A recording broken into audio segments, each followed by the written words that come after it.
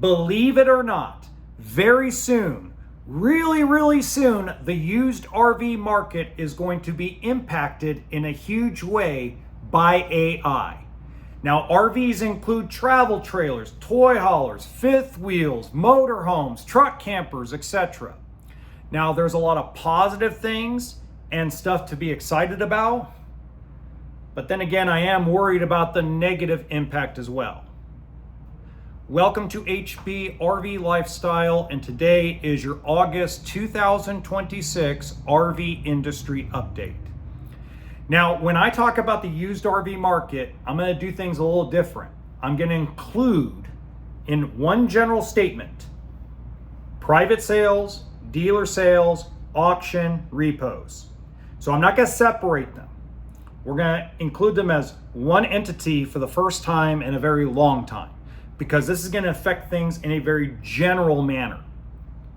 And the first way it's going to get affected is the way we get loans for pre-owned units. Whether a dealer buys it through an auction or privately, or whether a consumer does. It's going to be the same process. Just the loans are going to be called different. Like with a dealer, it would be called floor planning. With a consumer, it would be called an RV loan. Okay.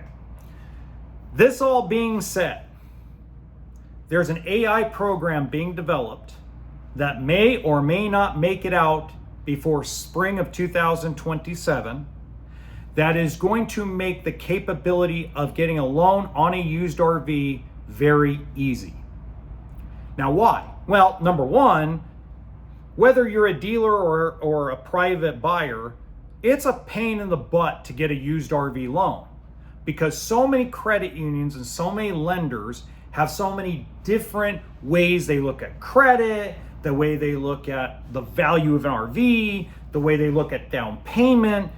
I've got 25 credit unions, all in a system called Cuddle, and they all have a different way of doing things. They have different requirements, etc.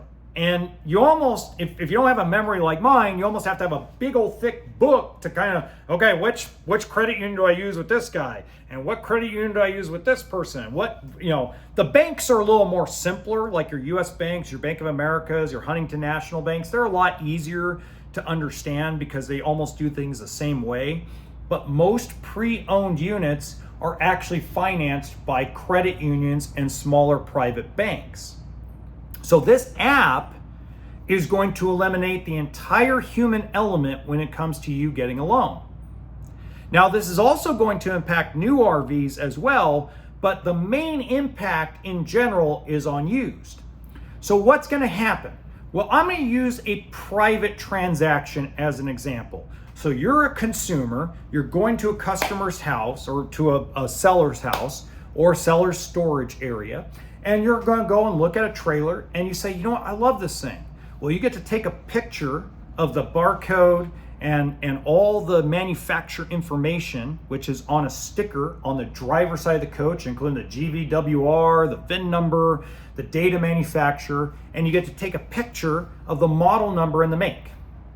And what's going to happen is this AI program is going to go through your lender and show you exactly what they're going to lend on that unit with your credit profile. And the negotiation is right there. And then if the seller decides, okay, I agree to that number, then you simply do the loan documents, paperwork, and the bank transfer information automatically right then and there with the seller, and the seller gets the money. And the only thing left that you have to do as the buyer is actually do your DMV paperwork and pay your taxes if they applied, if that's applicable to you. You know, like for example, Nevada and Arizona, you don't have sales tax on private sales, right? Okay, so that being said, you as the consumer and you as the seller, even if you're a dealership or a consignment lot or a buy here, pay here place, you no longer have to worry about the consumer leaving and going through the complications of trying to figure out how the hell to get a loan. It's simply done right then and there using AI. AI. Now, my worry behind this is it's going to devalue the used RV market real quick. And what I mean by that is there are certain niche items. I'm not talking about truck campers. For those of you trying to think your Lance truck camper is worth 3 times the book value because new ones go for X amount of dollars. No, I'm not talking about you.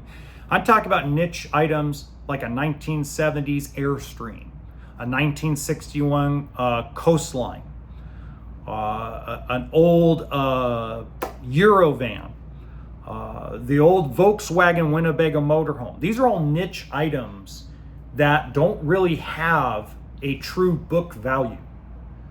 Okay, a lot like classic cars don't truly have a book value. When you get loans on those, they're way different on classic cars, but they don't have that kind of loan program on something that's older. My other worry and negative thought behind it is a lot of book values, when you get to a certain age of a unit, they're all the same. Like if you go look up what a 1999 Montana books out for wholesale, it's the same as a Beaver motorhome. About $1,800 or $1,900. Now, what that's going to do is negatively impact how people shop for older units. Because now, if they take this AI program and you got a unit that somebody wants $5,000 for and the bank's going to loan $1,500, it's going to throw off the entirety system of older units that really truly don't have a realistic, real book out value. They're cash deals right now, period. With humans in control, they're cash deals. My other worry is the fact that you're going to remove the human element from the actual loan process, which sometimes the human element is actually helpful. If I call an actual loan officer and go, hey, look, if you look deeper into this person's credit, X, Y, Z, A, B, C, sometimes we can overturn, either loan approvals that were counteroffered or declinations or declines that deserve an approval. And AI may not do that. And that's beyond these people losing their jobs. Okay, I haven't even talked about how many loan officers will lose their job. Not all of them will lose it because you still need the human element involved in it. But just imagine how many funders and loan officers are going to lose their job overnight. And realistically, if this launches in spring of 2027, which it may get delayed, who knows, then basically they have a 12 to 18 month period to find a new career. So basically within 2 years, loan officers in the RV industry will no longer be needed. Unfortunately, that's just a fact of life. Okay. The second way AI is going to impact it is when it comes to extended warranty. Now, we as dealerships call it a service contract, but you would know it as an extended warranty. A lot of folks do not like extended warranties because they don't get approved, they don't do anything. Now, I've had the opposite experience. I've been a service advisor, I've been a service manager. Anybody that's had an extended warranty, I've had no problem getting approvals to things. I've had no problem getting as much money as I can from those approvals. Oh, somebody's exiting the gate. Okay. So, that being said, when AI takes over the extended warranty situation, the positive behind it is the battle between the service center and the warranty clerk about how many hours it takes to fix a slide, replace a fridge, replace an AC, fix a braking system. You're no longer getting lowballed by the warranty clerk, and you're no longer having a service guy overbilling the warranty company because they're afraid they're going to get counteroffered. You're now going to have a streamlined extended warranty process where the AI looks at what the realistic hours of the labor is versus the average labor rate in the market that you're in, and you're going to get paid accordingly, and the customer gets the coverage that they need and that they deserve. So when you go out and buy an extended warranty through Good Sam or General or American or maybe your local dealer, or maybe you buy it online, you're actually getting real coverage and will feel more confident about that coverage. Now, the only negative I can see behind that is you're going to lose a lot of jobs. You're going to lose the warranty processing person at the dealer or at the service center or dealership. It's no longer going to be that. It's all going to be AI generated, where a technician basically does all the work, signs off, sends the information to the AI program, and a check is in the mail. You no longer need that middleman. So you're losing basically 2 jobs, one from the warranty company and one from the service center. So you're going to lose probably 5,000 to 6,000 jobs. But I'll be honest, that's one I'm not, I know I'm going to sound evil for saying this, but that's one I'm not worried about too much. And the reason why I'm not worried about it is because, no offense to warranty clerks at extended warranty companies, but sometimes you guys make it way too difficult and way too much of a battle that it's put a very bad taste in consumers' mouths. And I believe everybody that buys an RV should have at least a 2 to 4 year extended warranty on top. Because I'm telling you, it's cheaper and better coverage than paying out of pocket. And if we had a more efficient system, which is a great transition because it actually would be beneficial for new RVs as well, because here's the thing, in the new RV with factories, and we'll use Brinkley as an example, because Brinkley's actually got probably more warranty clerks, and so does Alliance, than most divisions of Thor or Forest River or Winnebago. But even then, let's say that Brinkley has 10 warranty people. That's not enough. Okay, it simply isn't. Even if they had 10, that's not enough. But if Brinkley could bring in an AI program like that, then it would actually help the 10 people that are already there and make them more efficient, and they wouldn't lose a job. So I think on the new side, you wouldn't lose any jobs. It'd actually become more efficient and become a better program. Now, at the end of the day, it doesn't mean that the money people are going to be happy because you got an AI program that's basically going, hey, by the way, I know that you want to challenge and give the guy only 2 hours of labor on a 10-hour job, but we're going to make sure they get paid 7 or 8.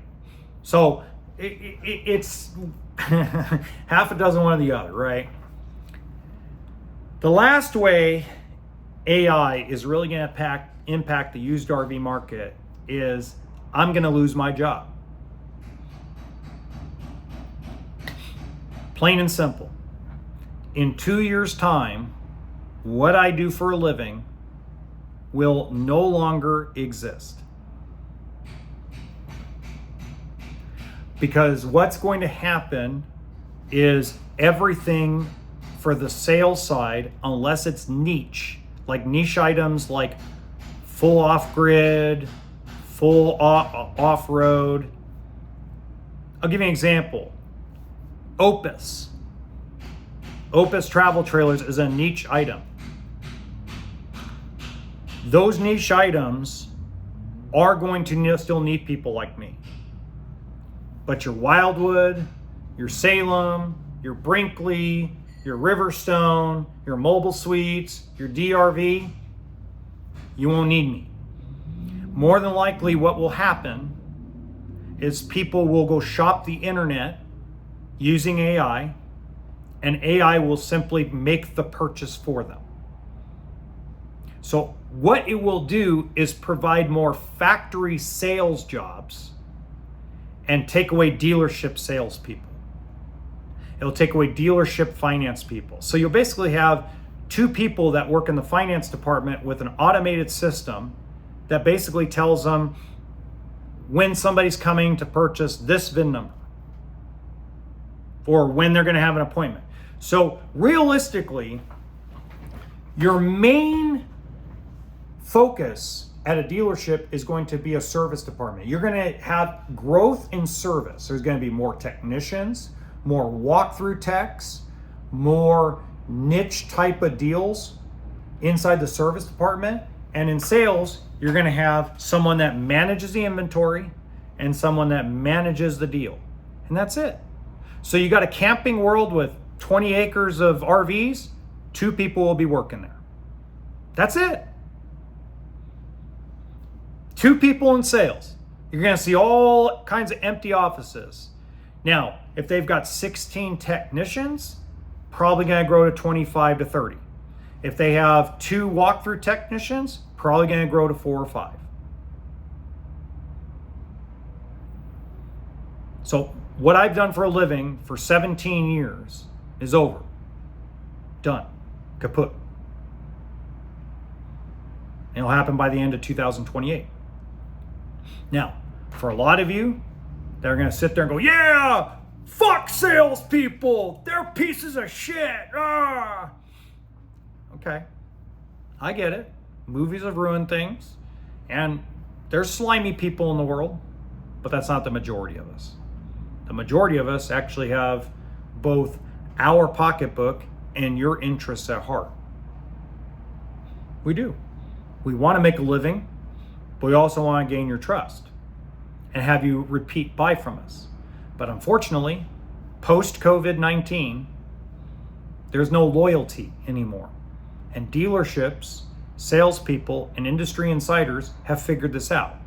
That's why AI is going to take over the entire sales process of an RV. And it'll happen by the end of 2028.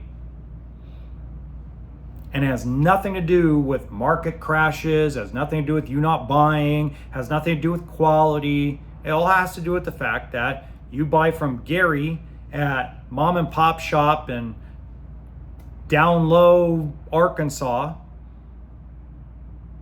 But when you're ready to upgrade, you don't go see Gary. You're like, you don't even remember Gary's name. You just start shopping the country for the best price because that's all you care about. And proof in the pudding, and Niall can kill me if he wants, and you can call me and bitch me out about it, but Best RV has the worst Google and Yelp reviews in God's green earth, and yet he still sells 150 to 200 RVs a month. He treats people like absolute garbage and crap, and it's all over the internet, but yet people still go to him because he's got the best prices in California. There are people who drive all the way from Salt Lake City, Utah to buy from Best RV because of price. And these people at this dealership, now they don't do this, but they could do this. Basically, they could go spit in people's face, call them names, and they'd still buy from them because they got the best prices. So there's no loyalty. No one's willing to spend more money for good service.